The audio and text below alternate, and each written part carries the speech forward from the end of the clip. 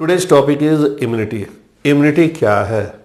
The ability of host, the ability of our body to resist the diseases caused by microbes, pathogens such as bacteria, viruses, fungi, etc.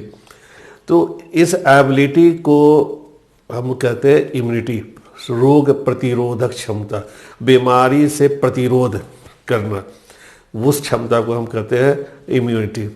Immunity दो तरह से है हमारी body में। एक immunity जिसके साथ हम बर्थ लेते हैं, that immunity is called innate immunity. Innate, इसके साथ हम बर्थ लेते हैं, means they are inherited. Such type of immunity we inherit from our parent. अब इसकी खासियत क्या है कि ये बर्थ के साथ हमारे शरीर में है। दूसरा, ये नॉन स्पेसिफिक होता है, ब्रॉड स्पेक्ट्रम होता है, सभी पैथोजेंस के लिए ये काम करेगा। Non specific, specific. तीसरा, दिस इम्यूनिटी प्रोवाइड्स बैरियर्स। अब ये बैरियर प्रोवाइड करते हैं, ये एंट्री ऑफ पैथोजेन को ही रोक रहे हैं, बैरियर्स प्रोवाइड कर रहे हैं।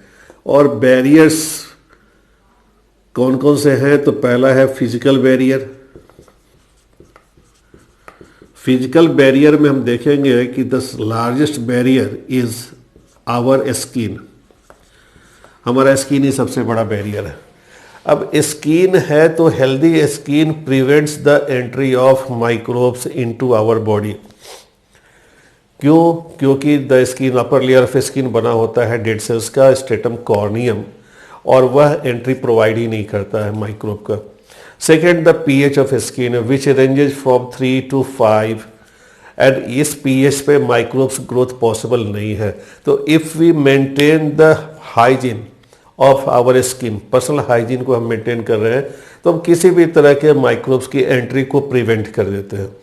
सेकेंड लेवल पे देखिए म्यूकोसल कोटिंग, देखिए म्यूकोसा लाइनिंग है in the gastro intestinal tract, in the respiratory tract, in the urinogenital tract. In mucosal coating पे देखिए, जहाँ म्यूकोसा की कोटिंग है, म्यूकस की कोटिंग है, और mucus is secreted by mucosa cells. अब ये जो म्यूकस है, they trap the pathogens when they try to enter into our body. अंदर जाने की कोशिश में ये ट्रैप कर लिए गए, और द सिलियरी मूवमेंट के द्वारा इनको प्रोपेल्ड आउट, एक्सपेल्ड आउट कर देता है उस ट्रैक्ट से। तीसरा देखते हैं कि सर्टेन सिक्रीशंस हमारे बॉडी पार्ट्स के हैं, वो सिक्रीशंस भी प्रिवेंट करते हैं। दूसरा देखिए, फिजिकल बैरियर के अलावा देखिए फिजियोलॉजिकल बैरियर को भी हम कंसीडर करेंगे। सेकेंड बैरियर है फिजियोलॉजिकल बैरियर। फिजियोलॉजिकल बैरियर में फिजिकल कंडीशन, स्पेशल कंडीशन है। एक तो टेम्परेचर ले लेते हैं, दूसरा सिक्रीशंस ले लेते हैं, और तीसरा ले लेते हैं पीएच। अब देखिए टेम्परेचर कि body temperature, when microbes infect us our body temperature rise, जिसको हम कहते हैं फीवर हो गया है। अब फीवर में क्या होता है, बॉडी टेम्परेचर बढ़ गया, बॉडी टेम्परेचर ये सुटेबल नहीं होता है for those microbes and they can't survive under the rest of temperature of the body. तो फीवर होने से माइक्रोब्स का डेथ हो जाता है और हमारा बॉडी रिकवर कर जाता है। सिक्रीशन, सर्टेन सिक्रीशंस देखिए, जैसे हमारे टीयर में लाइसोजाइम्स रहते हैं। आँख for the frictionless movement of our eye is, वहाँ पे क्या है, सेबम है, सेबम कंटेन्स लाइसोजाइम्स। तो lysozymes have ability to kill the microbes. PH देखिए, pH of stomach, gastric juice का pH, pH of saliva, buccal cavity का pH, और वेजाइनल सिक्रीशन का भी पीएच। ये पीएच ऐसा होता है कि इस पीएच पे माइक्रोब्स ग्रो नहीं कर सकते हैं, सर्वाइव नहीं कर सकते हैं। तो इस तरह देख रहे हैं कि फिजियोलॉजिकल कंडीशंस हैं जो रेसिस्ट कर रहे हैं growth and survival of the microbes. तीसरा हम लेंगे, तीसरा बैरियर लेंगे, the barrier is cellular barriers. Cellular barriers,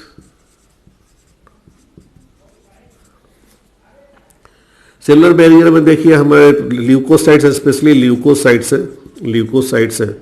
और कौन कौन से ल्यूकोसाइट्स हैं? एक है polymorphonuclear leukocytes that are actually neutrophils, granular cells होते हैं, न्यूट्रोफिल्स हो गया। दूसरा मोनोसाइट्स, तीसरा मैक्रोफेजेस, और एक और ले लेते हैं नेचुरल किलर सेल्स। ये हमारे लिम्फोसाइट्स हैं।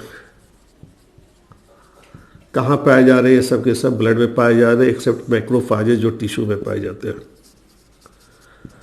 पॉलीमॉर्फो, चूंकि इनके न्यूक्लियस का शेप डिफरेंट होता है, इसलिए पॉलीमॉर्फो न्यूक्लियर ल्यूकोसाइट्स कहते हैं। ये क्या करते हैं? इनके दो प्रोसेस हैं। एक तो ये फैगोसाइटोसिस करते हैं, फैगोसाइटोसिस, तो इनको फैगोसाइटिक सेल्स कहते हैं। नेचुरल किलर सेल्स परफोरेशन करता है। परफोरेशन कैसे करेगा? स्पेशली वायरल सेल्स, वायरस में या ट्यूमर सेल्स में, virus infected cells, virus cells या ट्यूमर सेल्स, इनमें ये क्या करता है कि इनमें पोर बनाता है, परफोरिन कोटेड पोर, परफोरिन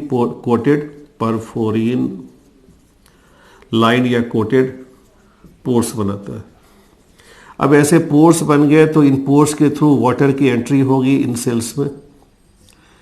वायरस इन्फेक्टेड सेल्स हो या ट्यूमर सेल्स हो, इसमें वाटर की एंट्री होगी, और वाटर की एंट्री होगी तो सेल स्वेल करेगा, और स्वेलिंग की वजह से फाइनली रप्चर्ड कर गया, यानी डिस्ट्रॉयड हो गया। तो इस तरह ये कंट्रोल करते हैं। दूसरे जो तीन सेल्स हैं इन द टिश्यूज, मैक्रोफेजेस या न्यूट्रोफिल्स, मोनोसाइट्स, ये क्या करते हैं कि सपोज टिश्यू में बैक्टीरिया की एंट्री हो गई है। अब यहाँ नियरेस्ट जो ब्लड वेसल होगा वो ब्लड वेसल डायलेट कर जाएगा। डायलेशन होता है due to histamines, histamine secrete करते हैं मास्ट सेल्स। हिस्टामिन ने डायलेट कर दिया, डायलेट किया तो ब्लड फ्लो स्लो हो गया, और ब्लड फ्लो स्लो हो गया तो blood cells, leukocytes, get attach to the peripheral wall of blood vessel, ये अटैच हो गया। इसको कहते हैं ब्लड स्टेसिस या एडेशन। एडिशन हो गया ब्लड सेल्स का peripheral wall of blood vessels में। इसके बाद क्या होता है? Amoeboid movement of this blood cells, और इस अमीबॉयड मूवमेंट को हम कहते हैं डायापिडेसिस। डायापिडेसिस, अमीबॉयड, ये ल्यूकोसाइट WBC है, अमीबॉयड मूवमेंट करेंगे और बाहर निकल जाएंगे इस वॉल से, ये सेल्स बाहर निकल गए, तो इस मूवमेंट को हमने कहा डायापिडेसिस। अब देखिए क्या होता है, सपोज करो कि ये मैक्रोफेजेज है या न्यूट्रोफिल्स है, ये बाहर निकल आए। अब बाहर ये ब्लड, ये जो बैक्टीरियल सेल था, इससे ये केमोटैक्सिस के द्वारा इसके करीब गए और अटैच हो गए। यहां पे हुआ कीमोटैक्सिस, अटैच हो गए। अटैचमेंट के बाद इसको इनगल्फ करेंगे, जैसे अमीबा फूड को इनगल्फ करता है वैसे ही इसको इनगल्फ करेंगे, और एक फैगोसोम बनाएगा। फाइनली प्रोड्यूस होगा फैगोसोम, जिसके अंदर बैक्टीरियल सेल आ गया। इस सेल में लाइसोसोम है, और लाइसोसोम के अंदर ब्लड वेसल डाइजेस्टिव एंजाइम्स है, लाइसोसोम्स, या लाइसोसोम फ्यूज हो जाएगा फैगोसोम से। This structure is called phagosome. Phagosome lysosome fuse हो गया, नया स्ट्रक्चर जो बनेगा फैगोलाइसोसोम। बैक्टीरियल सेल, एंजाइम्स एक्ट करेंगे, डाइजेस्ट करेंगे, और इस तरह बैक्टीरिया डाइजेस्टेड हो गया, किल्ड हो गया। अब कुछ बचा रेसिडुअल बॉडीज, बचा रेसिडुअल बॉडीज एक्सपेल्ड आउट हो जाएगा सेल से। तो this is the process of phagocytosis and this is process of puncturing of cells, perforation, perforin lined pores बनाने का।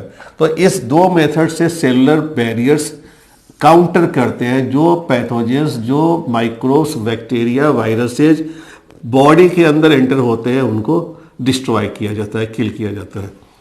अगला बैरियर हम देखेंगे, अगला बैरियर है हमारा साइटोकाइन बैरियर।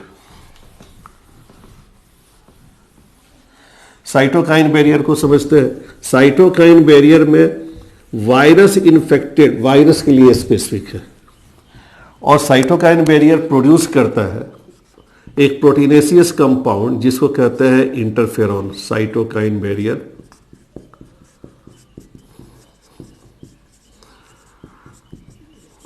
साइटोकाइन बैरियर में हमारा इंपॉर्टेंट प्रोडक्ट है इंटरफेरॉन। इंटरफेरॉन क्या है कि अगर किसी सेल को वायरस इन्फेक्ट करता है तो सेल प्रोड्यूस करता है एक proteinaceous compound that is called interferon. Interferon बना होता है 270 एमिनो एसिड का पॉलीपेप्टाइड होता है, और यह इंटरफेरॉन अपने नेबरिंग सेल को इंड्यूस करता है। ये तो इन्फेक्टेड सेल हो गया, ये नेबरिंग हेल्दी सेल्स है। ये healthy cells translation inhibitory protein बनाते हैं जिसको एंटीवायरल प्रोटीन हम कह सकते हैं।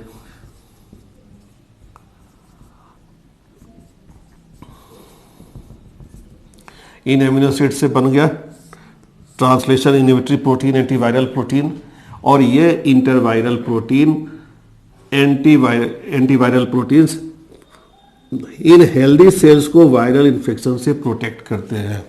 तो इस तरह 4 बैरियर्स हैं।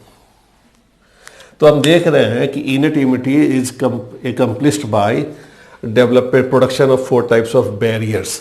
तो ये है टोटल हमारा इनेट इम्यूनिटी। अब अगला इम्यूनिटी हम देखते हैं एक्वायर्ड इम्यूनिटी को। एक्वायर्ड इम्यूनिटी हमारे पास बाय बर्थ नहीं है, जन्म से नहीं है। तो जन्म से नहीं है, इट मीन्स कि इसे हमने अपने लाइफ टाइम में एक्वायर किया है, और यह एक तरह का एडेप्टिव इम्यूनिटी है। तो हम कह सकते हैं second type of immunity is acquired immunity. Acquired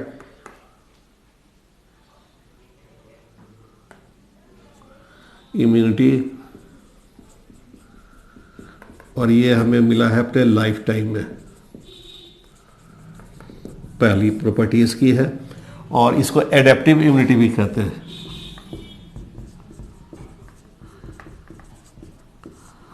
अब देखिए, एक्वायर्ड इम्यूनिटी के पास एबिलिटी है to recognise vast variety of pathogens.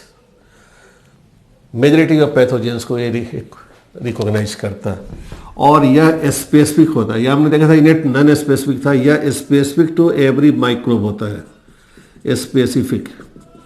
इसके अलावा इसमें एबिलिटी होती है to recognise self cells and non self cells, दोनों को पहचानता है, और वह पहचान ड्यू टू एक कैरेक्टरिस्टिक प्रॉपर्टी होती है जिसको कहते हैं मेमोरी।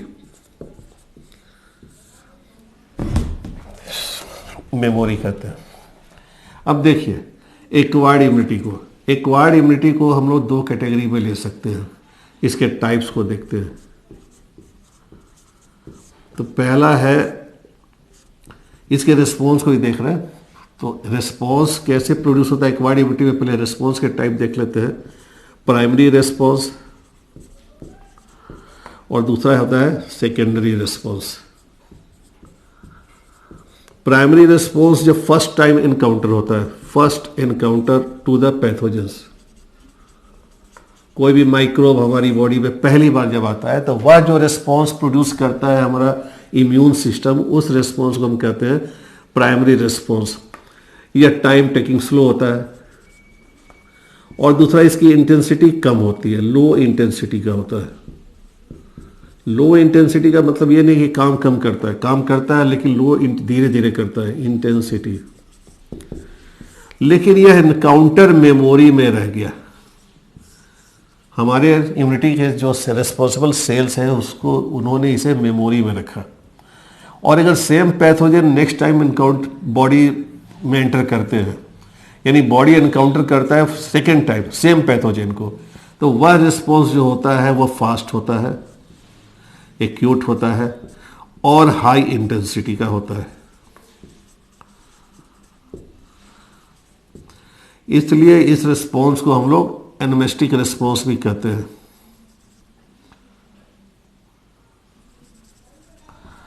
एमनेस्टिक रिस्पॉन्स भी कहते हैं। यह एक्यूट होता है, फास्ट होता है, हाई इंटेंसिटी का होता है। अब देखिए, acquired immunity produce by two types of cells. कौन कौन से सेल्स हैं? तो दोनों सेल्स लिम्फोसाइट्स हैं। एक है बीटा लिम्फोसाइट और दूसरा है टी लिम्फोसाइट्स, बी लिम्फोसाइट्स और T lymphocytes. Lymphocytes, lymphocytic cells produce होते हैं बोन मैरो में। If they mature in bone marrow itself they are called B lymphocytes. When they mature in thymus gland में जब mature होंगे तो they are called T lymphocytes. B lymphocytes जो कैसे respond करेंगे? By producing army of proteins. अब army of proteins जो produce करते हैं दे आर कॉल्ड एंटीबॉडीज। अब ये एंटीबॉडीज सॉल्युबल मॉलिक्यूल्स होते हैं, ब्लड में या लिम्फ में प्रोड्यूस होते हैं। तो such immune response is called antibody mediated immune या humoral immune response.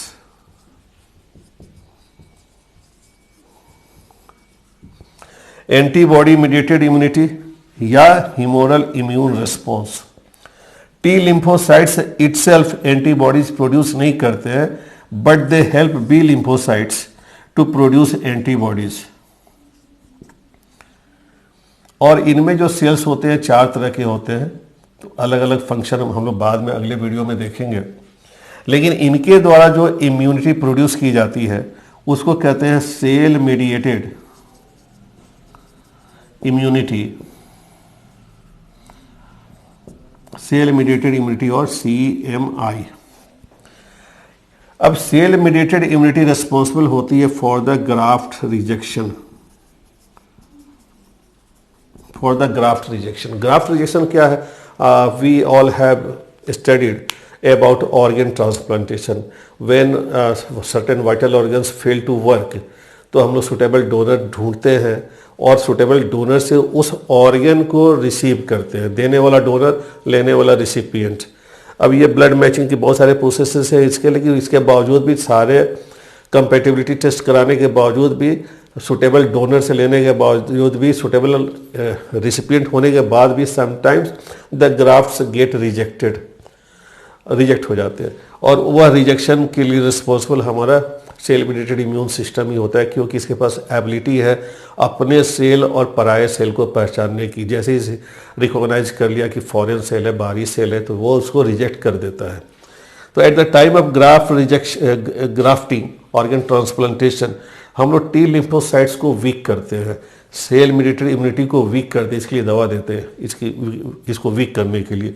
In spite of that, अब इसका काम ही है कि फॉरेन बॉडी को एक्सपेल्ड आउट करना, मारना, तो ग्राफ्ट्स फेल हो जाते हैं और इसी वजह से फेल होते हैं। आइए अब देखते हैं एंटीबॉडीज़ को देखें। एंटीबॉडीज़ का स्ट्रक्चर थोड़ा सा देखते हैं। एंटीबॉडीज बड़ा इम्पॉर्टेंट पार्ट है हमारी बॉडी का। सच में यही हमारी आर्मी है, सोल्जर्स है, जो हमेशा कंटिन्यूसली लड़ते रहते हैं against the pathogens disease causing organisms के अगेंस्ट लगे हुए हैं। तो इनके लिए हमें थैंकफुल होना चाहिए, उनके हिसाब से कुछ काम भी करना चाहिए, सो दैट कि ये भी हेल्दी बने रहे। दिखते नहीं है इसलिए हम लोग इनको इग्नोर करते हैं। वो खाते हैं जो नहीं खाना चाहिए और वो करते हैं जो नहीं करना चाहिए। अब देखिए क्या होता है। ये बने होते हैं पॉलीपेप्टाइड के, और पॉलीपेप्टाइड्स होते हैं 4 तरह के, 4 पॉलीपेप्टाइड्स इनके पार्ट होते हैं। 2 हेवी पॉलीपेप्टाइड्स होते हैं और 2 लाइट पॉलीपेप्टाइड्स होते हैं। तो एमिनो एसिड्स के चेन्स हैं। ये चेन्स आपस में जुड़े हुए हैं, डाइसल्फाइड लिंकेज से स्टेबलाइज होते हैं, डाइसल्फाइड लिंकेज से।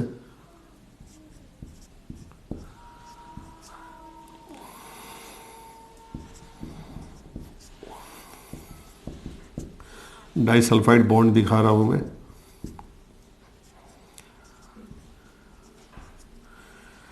इन चेन में दो रीजन्स होता है, एक वेरिएबल रीजन होता है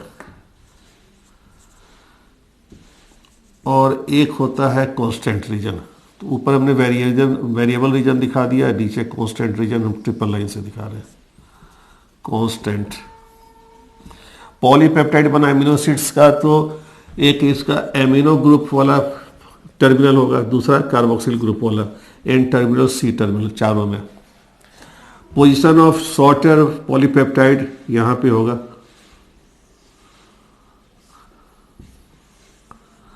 इसमें भी यहां पे होगा, और ये भी आपस में लिंक होंगे डाइसल्फाइड लिंकेज से।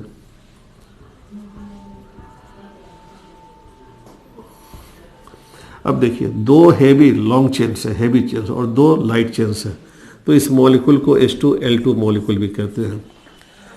दूसरा नाम हो गया, जैसा कि हम जानते हैं, एंटीबॉडीज, और तीसरा नाम हो गया इनका इम्यूनोग्लोब्यूलिन्स। इम्यूनोग्लोब्यूलिन्स। अब इम्यूनोग्लोब्यूलिन्स देखिए कितने तरह के हैं। Major IgA, IgM, IgE, IgG और IgD। IG लगा देंगे इम्यूनोग्लोबिन सब में। सबसे ज़्यादा कौन सा पाया जा रहा है? IgG पाया जा रहा है। उसके बाद ये भी पाया जाता है हमारे कोलेस्ट्रम में, फर्स्ट मिल्क जो होता है, येलो मिल्क, उसमें पाया जाता है। जब एलर्जी बढ़ा होता है बॉडी में, तो उस समय IgE का कंसंट्रेशन बहुत ज़्यादा हो जाता है। तो ये है एंटीबॉडी। यहाँ पे एंटीजन बाइंडिंग साइट होता है, यह पॉइंट जो होता है एंटीजन बाइंडिंग साइट, दोनों में होगा। एंटीजन बाइंडिंग साइट्स, ये आर्मी डिस्ट्रॉय करती है पैथोजेंस को। यहाँ पे अटैच हो जाएंगे पैथोजेंस, माइक्रोब्स, और समटाइम्स फैगोसाइटोसिस के लिए प्रोड्यूस कर दिए जाते हैं, या पोर्स बनाने के लिए प्रोड्यूस कर दिए जाते हैं, या इनके द्वारा ही रप्चर कर दिए जाते हैं। तो ये सब तरीके हैं। अगला देखते हैं इम्यूनिटी। दो तरह की और हम देख सकते हैं। एक होती है पैसिव इम्यूनिटी, एक्वायर्ड इम्यूनिटी की सब टाइप्स है, पैसिव इम्यूनिटी, और एक होती है एक्टिव इम्यूनिटी। उसको भी देखते हैं, इसे रब किया जाए।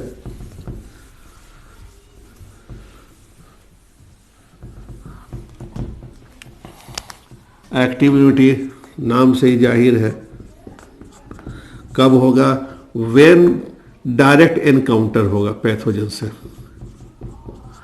एनकाउंटर हो रहा है लाइव पैथोजन से, या थोड़े से इनएक्टिव पैथोजन से, या उनके प्रोटीन प्रोडक्ट से।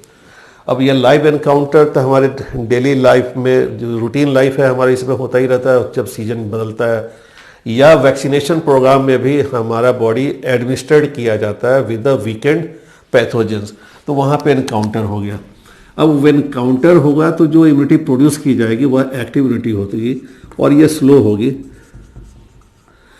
और स्लो होगी, लेकिन जो इम्यूनिटी प्रोड्यूस की जाएगी वो लॉन्ग लास्टिंग होगी।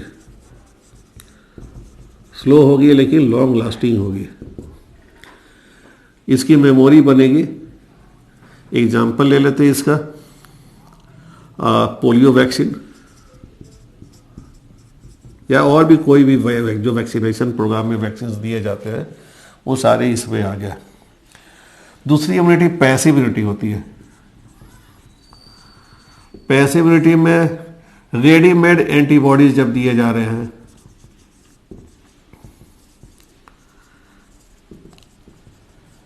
तो ये पैसिव इम्यूनिटी हो गई। ये क्विक काम करेगी, क्विक रिस्पॉन्स करेगी। क्विक रिस्पॉन्स है, लेकिन शॉर्ट टर्म के लिए होगी, लॉन्ग लास्टिंग नहीं होगी, फॉर शॉर्ट पीरियड, छोटे समय के लिए काम करेगी। अब एक पॉसिबिलिटी और है कि अगर एंटीबॉडीज हम दे रहे हैं, तो वहाँ पे इट मे कॉज रिएक्शन। अब रिएक्शन कर सकती है तो उसे हमें बचना होता है। यहाँ पे ये साइड इफ़ेक्ट्स नो है, नो और फ्यू साइड इफ़ेक्ट्स, नो ही है, फ्यू साइड इफ़ेक्ट्स। यहाँ पे साइड इफ़ेक्ट्स में ये एक है। एग्जाम्पल ले लो, एंटी टॉक्सिन्स, एंटी टिटेनस जो हम लोग दे रहे हैं, टिटेनस एंटीटॉक्सिन देते हैं, वो हो गया। या हम दे रहे हैं कोलेस्ट्रम के साथ IgA जो है वो भी इसी में आ गया। ये सब पैसिव इम्यूनिटी के एग्जाम्पल्स हैं। एंटी वेनम देते हैं स्नेक बाइट में, सब पैसिव इम्यूनिटी के एग्जाम्पल हैं। तो this is all about basic information about immunity. और इम्यूनिटी हमारे प्रोटेक्शन के लिए है, तो हमें ध्यान देना चाहिए, अपने सेल्फ हाइजीन पे ध्यान देना चाहिए, और हमारे एंटीबॉडीज मेंटेन रहे, इम्यूनिटी मेंटेन रहे, इसके लिए सर्टेन एक्टिविटीज़ करते रहने चाहिए। अब यही इम्यूनिटी कई बार क्या होती है, इम्यून सिस्टम हमारा एग्जैगरेटेड हो जाता है, ज़्यादा तेज रिस्पॉन्ड कर जाता है, तो उसको हम कहते हैं एलर्जी। एलर्जी से आप सभी कॉमन है, एलर्जी हो जाती है। तो एलर्जी को हम कैसे पहचानते हैं? By running nose, watery eyes, sneezing, छींकते रहते हैं, तो ये सब एलर्जी है। एलर्जी होता है नेजल म्यूकोसा में मास्ट सेल्स हिस्टामिन का सिक्रीशन बढ़ा देता है, तो ये सारे सिम्टम्स सामने आते हैं। तो कैसे कंट्रोल कर सकते हैं? कंट्रोल कर सकते हैं बाय द एडमिनिस्ट्रेशन ऑफ, उस हिस्टामिन को काउंटर करने के लिए एंटी हिस्टामिन लेते हैं या एड्रेनालिन लेते हैं, सर्टेन स्टेरॉइड्स भी इसमें हम यूज़ करते हैं। कई बार वह सिस्टम जो है इसका एक्वायर्ड इम्यूनिटी का, एडेप्टिव इम्यूनिटी का, to recognise between self and non self cells, अगर ये फेल हो जाए तो क्या होगा? तो यही हमारे सेल्फ डिफेंसिव मैकेनिज्म हमारे ही सेल्फ सेल के अगेंस्ट काम करने लगते हैं, और तब होता है ऑटो इम्यून डिजीज। एक एग्जाम्पल, बड़ा कॉमन एग्जाम्पल है रिमेटॉइड आर्थराइटिस, जो ऑटो इम्यून डिजीज का है। तो और आपने देखा होगा कि आपको बहुत सारे वैक्सीन एडमिनिस्टर किए गए, तो ये प्रोग्राम वैक्सीनाइजेशन प्रोग्राम होता है। वैक्सीनेशन प्रोग्राम में वीकेंड पैथोजेंस को आपकी बॉडी में एडमिनिस्टर किया जाता है या उनके किसी प्रोटीनस प्रोडक्ट को एडमिनिस्टर किया जाता है, एक्टिव इम्यूनिटी प्रोवाइड की जाती है। इनके अगेंस्ट आपका बॉडी धीरे धीरे एंटीबॉडीज बनाता है, और ये एंटीबॉडी उस समय काम करते हैं जब एक्चुअली वह पैथोजेन आपकी बॉडी में एंटर करता है। तो इस प्रोग्राम को वैक्सीनेशन कहते हैं। अब वैक्सीनेशन और इम्यूनाइजेशन में ब्रॉडली तो कोई डिफरेंस नहीं है, लेकिन माइन्यूटली सोचिए तो जब वैक्सीन एडमिनिस्टर करते हैं तो वह वैक्सीन किसी खास डिजीज़ के लिए, खास पैथोजेन के अगेंस्ट एंटीबॉडीज हमारे बॉडी में प्रोड्यूस करता है। अब वह एंटीबॉडी का जो बनना होता है, और उस एंटीबॉडी के बनने से हमारा बॉडी, हम उस पैथोजेन के अगेंस्ट इम्यून हो गए, या उस पैथोजेन से होने वाली बीमारी के अगेंस्ट इम्यून हो जाते हैं। तो इस प्रोसेस को कहते हैं इम्यूनाइजेशन। वैक्सीनेशन में वैक्सीन एडमिनिस्टर किया गया, और इम्यूनाइजेशन में हमारा बॉडी इम्यून हो गया अगेंस्ट ए स्पेसिफिक पैथोजन और अगेंस्ट ए स्पेसिफिक माइक्रोब और अगेंस्ट ए स्पेसिफिक डिजीज। किसी बीमारी के अगेंस्ट या माइक्रोब के अगेंस्ट या पैथोजन के अगेंस्ट हमारा बॉडी इम्यून हो गया, तो दैट उसको हम कह सकते हैं इम्यूनाइजेशन। तो वैक्सीनेशन का रिजल्ट है इम्यूनाइजेशन। तो ये दोनों प्रोसेस आपकी समझ में आ गया होगा, और ये चैप्टर तो पूरे जीवन के लिए इम्पोर्टेंट है। इसको जितना पढ़िए, जितना समझिए उतना अच्छा है, आपके एग्जाम के लिए भी इम्पोर्टेंट है। Thank you very much.